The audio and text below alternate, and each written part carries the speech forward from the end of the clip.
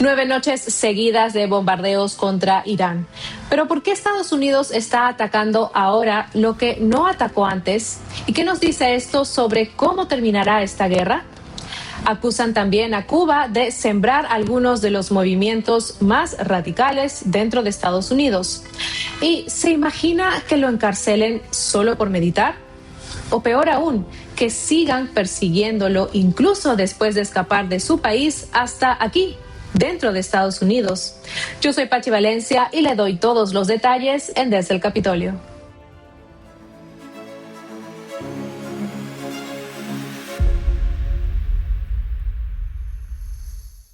Estados Unidos ha lanzado ayer domingo otra ronda de ataques aéreos contra Irán. Esta es la 9ª noche consecutiva de ataques contra la República Islámica. El objetivo ha sido declarado: debilitar centros de mando, sitios de lanzamientos de misiles y de drones y también las redes de comunicación militar. Todo esto que el régimen iraní ha venido usando para controlar el transporte comercial en el estrecho de Hormuz. El presidente Donald Trump afirmó que este último golpe que dio fue en honor a los 3 militares estadounidenses que murieron en los recientes ataques iraníes, mientras que un cuarto permanece aún desaparecido. Ahora, Irán, por su parte, ha dicho que ha respondido con drones contra 2 bases estadounidenses en Kuwait. Pero después de casi 5 meses de ataques, la pregunta real ya no es quién atacó a quién esta noche, sino la pregunta que surge es quién va ganando en esta guerra y hacia dónde realmente va esto en los próximos días. Y aquí está el primer punto clave a recordar, que es la capacidad de Irán se está desplomando. Y es que hay que comparar lo que Irán podía hacer tal vez al inicio del conflicto hace meses contra lo que realmente puede hacer hoy. En ese momento, recordemos que Irán lanzaba misiles balísticos por los cientos, drones también por los cientos. Hoy, después de una nueva ronda de 9 días, su efecto se ha visto limitado. Sus números de misiles, sus números de drones han caído ya a solamente las decenas, incluso a unidades sueltas. Pero ojo que esto no significa que Irán dejó de ser peligroso. Solo significa que su capacidad de proyectar la fuerza fuera de sus fronteras se ha reducido drásticamente y precisamente ha sido por el desgaste acumulado de estos meses de campaña militar. Esa es la diferencia entre un boxeador que todavía puede tirar un golpe y uno que ya no puede sostener el ritmo de la pelea. Ahora, la segunda clave a tomar en cuenta es que Estados Unidos ha cambiado la lógica de lo que se está atacando. Entonces, si la capacidad de Irán se está reduciendo, ¿cuáles realmente son ahora los objetivos que Estados Unidos tiene en la mira? ¿O cuál es la lógica detrás que tiene el presidente Trump sobre lo que se ataca? Pues existe un modelo militar clásico que fue desarrollado por el coronel de la Fuerza Aérea de Estados Unidos, John Warden, que trata de explicarlo. Él divide los objetivos de una campaña militar en 5 anillos concéntricos: el liderazgo, que está en el centro, los recursos y producción esenciales, la infraestructura, la población, y en el anillo exterior están las fuerzas militares que se despliegan en el terreno. En la operación Furia Épica, en esos primeros más de 40 días, el foco de Estados Unidos fue muy claro: el anillo exterior, es decir, la fuerza aérea y naval iraní y su capacidad de producir misiles y drones, y también el anillo interior, que era el liderazgo, la cúpula iraní, que estuvo básicamente en manos de Israel. Ahora, lo que está pasando ahora es distinto, porque Estados Unidos ahora se está moviendo hacia los anillos del medio, es decir, la infraestructura como puentes, redes viales y los recursos esenciales que Irán necesita para mover recursos internamente y exportarlos. Eso incluye precisamente las islas y los puertos claves en el estrecho de Hormuz, apuntando a lo que queda de la capacidad marítima de las fuerzas iraníes allí. Pero ¿por qué importa esto? Porque cuando una campaña militar pasa de atacar solo fuerzas de combate a también atacar la infraestructura y atacar la capacidad logística, generalmente es una señal de que se busca un colapso más estructural y no solamente un desgaste táctico. Es decir, la semana pasada, por ejemplo, un dron impactó un mini submarino que estaba fuera del agua sobre los rieles y lo hizo explotar. Así que lo que estamos viendo ahora es un esfuerzo mucho más enérgico para ir tras esos dos anillos siguientes, que es decapitar la capacidad de liderazgo para mover los recursos por todo el país y para tener cualquier capacidad para influir en el estrecho de Hormuz. Y justamente aquí está la tercera clave, que es la dinámica que está sucediendo en el estrecho de Hormuz. El presidente Trump ha dicho que ahora Estados Unidos controla el estrecho de Hormuz, pero algunos se preguntarán, ¿pero cómo es que lo controla si es que Irán sigue hostigando barcos? Pero acá está el dato más contundente, que también es medible, que es el tráfico marítimo. El estrecho de Hormuz está empezando a abrirse de maneras que no habíamos visto en esos primeros días de la Operación Furia Épica.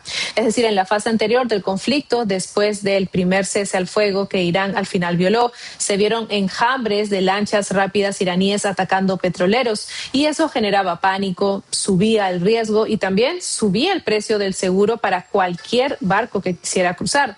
Pero ahora, en estos últimos días, no ha habido reportes de esos ataques. Y eso se refleja en algo muy concreto, que es el volumen de tráfico de los petroleros por el estrecho ha subido, incluyendo los barcos de la llamada flota oscura, esos que apagan sus sistemas de identificación para no ser rastreados. Ahora, Estados Unidos está ayudando a sacar petroleros de países del Golfo desde zonas de mayor riesgo. Entonces, la lectura es esta: si el riesgo real de que te hundan un barco ha bajado, pues el precio del petróleo se mantiene relativamente estable a pesar de la guerra, porque el mercado está recalculando que vale la pena correr el riesgo. Y no es que la zona esté en paz, sino es que la capacidad de Irán para castigar este tráfico marítimo ya se ha venido degradando lo suficiente como para que el negocio vuelva a fluir. Entonces, ¿qué sigue?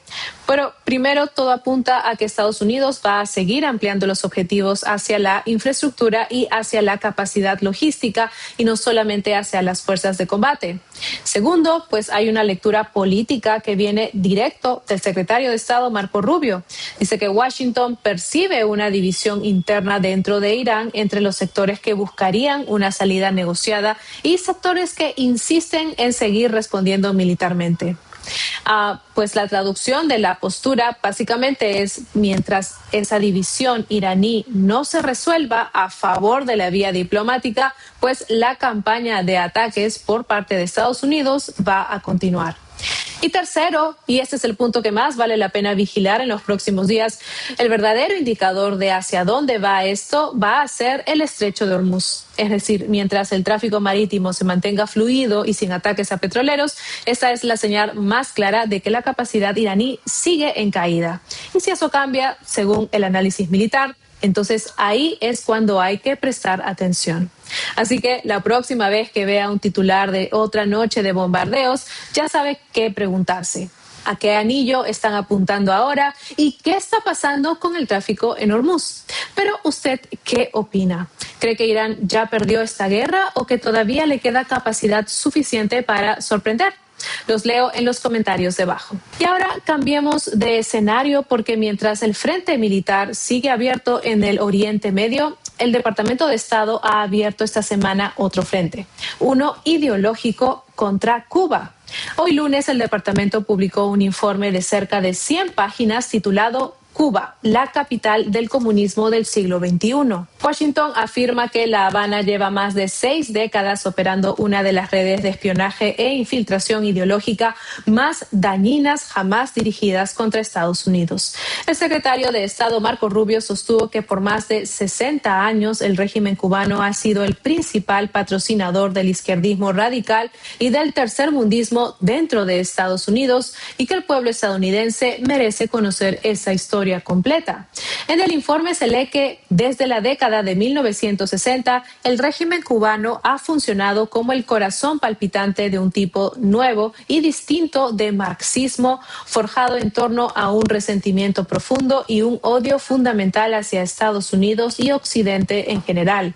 Los cubanos se dedicaron a reclutar, cultivar y movilizar una coalición global de activistas, intelectuales y grupos políticos en torno a esta causa, construyendo una extensa red revolucionaria que dio forma a una parte desproporcionada de los movimientos extremistas más famosos e influyentes de Estados Unidos, desde las Panteras Negras y los Weathermen hasta Antifa. Hoy, esa red sigue manteniendo vínculos con poderosas organizaciones sin fines de lucro de izquierda, colectivos anti-ICE, grupos socialistas y organizaciones militantes marxistas en todo Estados Unidos. Y el informe no se queda en generalidades porque trae nombres y también casos. Habla, por ejemplo, de Ana Belén Montes, reclutada por la inteligencia cubana en los años 80, siendo estudiante de posgrado, que llegó a ser la principal analista sobre Cuba dentro de la Agencia de Inteligencia de Defensa y que filtró identidades de agentes encubiertos y la ubicación de una base militar secreta. Y habla también de Víctor Manuel Rocha, ex embajador que operó cerca de 50 años como agente cubano infiltrado en los niveles más altos del Departamento de Estado, del Consejo de Seguridad Nacional y el Pentágono, sin ser descubierto en todo ese tiempo. Pero el departamento va más allá del espionaje clásico de la Guerra Fría, porque su argumento es que al no tener capacidad militar para enfrentar a Estados Unidos de forma convencional, pues Cuba desarrolló un modelo distinto de conflicto, uno que es apoyado en la infiltración, en las redes de influencia y en la exportación ideológica, y que Cuba, cita textual, se construyó en torno a una obsesión casi exclusiva con la liberación del sur global de sus opresores coloniales occidentales. En la mente de los cubanos había un único camino hacia esa meta, dice, la destrucción del régimen imperialista yanqui. Este concepto del sur global, para quienes no lo hayan escuchado antes, nació en la Conferencia Tricontinental de 1966 en La Habana, que reunió a cientos de delegados de decenas de países y que, según este informe, ayudó a moldear una nueva izquierda centrada en raza y anticolonialismo. El informe también señala que hoy Cuba funciona como plataforma para que China, Rusia e Irán operen contra Estados Unidos, mencionando instalaciones de inteligencia de señales en la isla y presencia creciente de personal chino y ruso en los últimos años. Y al parecer el gobierno de Trump sigue destapando esta infiltración cubana y quitando el oxígeno a La Habana. El caso de Rocha, por ejemplo, destaca el grado de interferencia. Un agente cubano infiltrado casi 50 años en los niveles más altos de Washington sin que nadie lo detectara. Pero ¿qué tan fácil cree usted que es infiltrar a cualquier institución estadounidense hoy en día? Cuénteme qué piensa en los comentarios. Y si el informe sobre Cuba trata del comunismo como exportación ideológica hacia afuera, hoy mismo tenemos el otro lado de la moneda. Cómo un régimen comunista trata a los suyos puertas adentro, en especial cuando esa gente simplemente decide practicar su fe en paz. De hecho, hoy, 20 de julio, se cumplen 27 años desde que el Partido Comunista Chino lanzó su campaña para erradicar a Falun Gong, una práctica espiritual basada en 3 principios: verdad, benevolencia y tolerancia, y que combina ejercicios de meditación con enseñanzas morales. Para finales de los años 90 se estimaba que entre 70 y 100 millones de personas practicaban Falun Gong en China, un crecimiento tan grande que el mismo régimen chino lo vio como una amenaza a su control comunista, y el 20 de julio de 1999 lanzó la campaña para eliminarlo por completo. Y 27 años después, esta persecución sigue sucediendo. Esto ha incluido encarcelamientos, tortura, trabajo forzado y, en su forma más extrema, la sustracción forzada de órganos. Y esto no se ha quedado dentro de las fronteras chinas, porque un informe publicado el mes pasado por el Falun Dafa Information Center, que tiene sede en Estados Unidos, ha documentado cientos de casos de represión transnacional vinculada a Beijing contra practicantes de Falun Gong en territorio estadounidense desde el 2020. Esto también incluye casos casos donde autoridades chinas presionan a familiares que siguen en China para que fuercen a los practicantes dentro de Estados Unidos a abandonar su fe.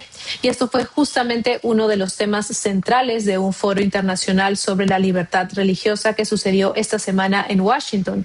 Riley Barnes, secretario adjunto de Estado para la Democracia, los Derechos Humanos y el Trabajo, lo dijo así en el Museo de la Biblia. El gobierno de Estados Unidos toma en serio los ataques contra grupos religiosos como Falun Gong y está decidido a usar todas las herramientas disponibles para exigir cuentas a los funcionarios chinos involucrados. Barnes fue todavía más directo al señalar que Washington está resuelto a responsabilizar a quienes violen la soberanía estadounidense, atacando a ciudadanos en suelo propio. Y el Congreso también se está moviendo contra esta brutal persecución en China, aunque a distintas velocidades. En mayo del año pasado, la Cámara de Representantes aprobó la Ley de Protección a Falun Gong, pero desde entonces el proyecto lleva ya más de un año estancado en el Comité de las Relaciones Exteriores del Senado, sin haberse siquiera votado. Algo muy parecido le pasa a su versión gemela en el Senado, que fue presentado por el senador Ted Cruz de Texas en marzo de 2025 y respaldado por el senador Todd Young desde el verano pasado, y lleva exactamente el mismo tiempo atascado en ese mismo comité. El que sí logró avanzar es un tercer proyecto del 17 de junio, cuando el comité votó para enviar al Pleno del Senado la Ley de Protección a Falun Gong y a las víctimas de sustracción forzada de órganos. A diferencia de los otros dos proyectos, este tercero amplía las sanciones y las obligaciones de reporte a todos los responsables de la sustracción forzada de órganos en China, y no solamente a quienes hayan atacado específicamente a practicantes de Falun Gong. El senador Cruz ha sido directo al presentar este proyecto y ha dicho que el Partido Comunista Chino opera una industria brutal de sustracción de órganos patrocinada por el mismo régimen chino que apunta a personas por su fe. En conjunto, estas tres iniciativas buscan lo mismo: es obligar al presidente Donald Trump a sancionar con congelamiento de activos, con prohibición de transacciones y con revocación de visas. Lo insta a evitar que cualquier ciudadano extranjero que facilite a sabiendas la sustracción forzada de órganos en China, y también exige al Departamento de Estado que rinda cuentas al Congreso sobre este sistema de trasplantes chino. ¿Usted se imagina que lo encarcelen solo por meditar? Y no solo eso, sino que lo sigan persiguiendo incluso después de haberse ido de su país. Pues eso es lo que llevan viviendo millones de personas chinas durante 27 años, incluso las que lograron hacer sus vidas en Estados Unidos. Así que aquí abajo de este video le voy a dejar la historia de algunas personas que han sido perseguidas en suelo estadounidense solo por practicar Falun Gong. Espero que pueda leer, porque algunas de estas historias son realmente desgarradoras. Y usted, cuénteme también, ¿cree que Estados Unidos debería presionar más fuerte a China por este tema de Falun Gong, incluso si eso llega a complicar otras negociaciones comerciales o incluso las negociaciones y las relaciones diplomáticas? Déjenme saber en los comentarios. Pues como vemos, Washington esta semana está redefiniendo cómo entiende y enfrenta el comunismo, ya sea en el campo de batalla en Irán, en una acusación de infiltración en Cuba o en la mesa del Congreso por lo que está sucediendo en China. De estas tres noticias de hoy, Irán, Cuba, Falun Gong, ¿cuál cree usted que va a tener más consecuencias a largo plazo para Estados Unidos? Los leo debajo en los comentarios. Y si este análisis le sirvió para entender el panorama completo en Washington, D.C., dele like a este video y sobre todo suscríbase. Yo soy Pachi Valencia, esto fue Desde el Capitolio y nos vemos para la próxima.